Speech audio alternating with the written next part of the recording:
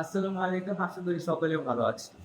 আজকে আমরা যে প্রতিবেদনটি আপনাদের জন্য সাজিয়েছি সেটি হচ্ছে খেলাধুলা করার সময় আমরা বিভিন্ন কমন সমস্যার সম্মুখীন হই। সেটি হচ্ছে হাড় ভেঙে যাওয়া বা পা মচকে যাওয়া।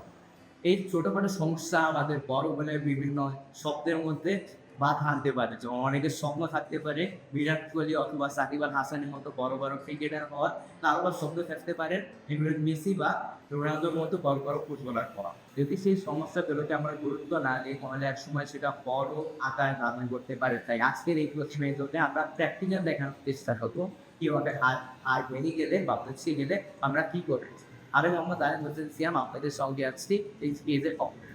এখন আমরা আপনাদেরকে দেখানোর চেষ্টা করবো মাধ্যমিক গেলে বা মুসকে গেলে কিভাবে সেটা সঠিক কাজটা কিভাবে ব্যবহার করবো। এর আগে আমাদের কয়েকটা জিনিস লক্ষ্য রাখতে হবে। নিজেকে ডাক্তার ভাববো না এবং যে যদি পরিস্থিতির অবনতি হতে দেবে না এবং করে সঠিক ফার্স্ট এডটা দেওয়ার সাথে সাথে হাসপাতালে নিয়ে যাওয়ার চেষ্টা করবো বা ডাক্তার নিয়ে যাও। এখন আমরা দেখি আমাদের যে আরেকটা যে যারা রেলওয়ে বা মুসকে যাবে সেটা আমরা চিহ্নিত করবো কিভাবে। যে জায়গায় হাড়টা বাঁধবে সে জায়গাটা ফুলে যেতে পারে বা লাল বা নীল বর্ণ ধারণ করতে পারে এবং ব্যথাও করতে পারে। এর আগে আমাদের যে জায়গায় হাড়টা বাঁধবে সে জায়গায় বা বসতে হবে সেই জায়গাটা কোনোভাবে নাড়াচাড়া করা যাবে না এবং সেটা করতে হবে সঠিক পাশটাই গুরুত্ব দিতে হবে। আমাদের অনেকের আশেপাশে অনেক প্রচলিত বাঁচতে চাইছে যেমন হাড় ভেঙে নিলে বা মস্তিষ্কে সেটা আহার দ্বারা দিয়ে লাগানো। আবার এই হাড় যদি বেরিয়ে আসে মাংসর বাঁধলে তাহলে সেটা ওই ছাতা দিয়ে বা প্রাকৃতিক দিয়ে আগে জায়গায় ফিরিয়ে নিয়ে এবং পরে কোভিডের কাছে নিয়ে যাওয়া। এখন আমরা সঠিক ফার্স্টে নির্বাচন করতে পারবো।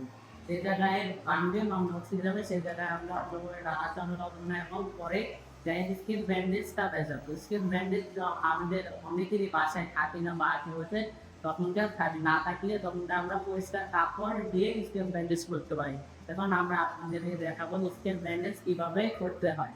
এখন আমরা স্কিন ব্যান্ডেজটা বেঁচাবো। স্কিন ব্যান্ডেজটা যখন আমরা বেঁচাবো বেশি টাইট করে বেঁচাবো না এবং এমনভাবে বেঁচাবো না যেন তার যে অবস্থায় হাতটা বাঁকা আছে সেটা যেন আরো গুরুতর না হয়, আঘাতপ্রাপ্ত যেন না হয়।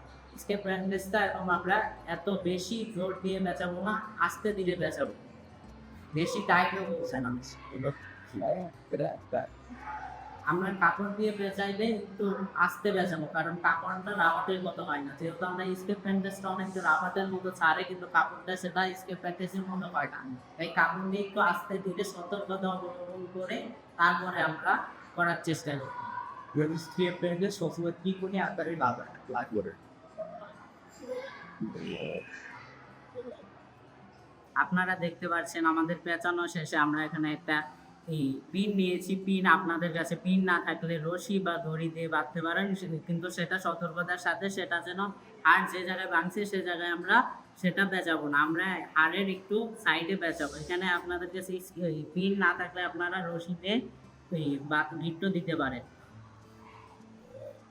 এটা বাঁধার কারণ হলো তার পাতা যেন নড়াচড়া না করে এবং তার পরিস্থিতির অপবৃদ্ধি কামায়।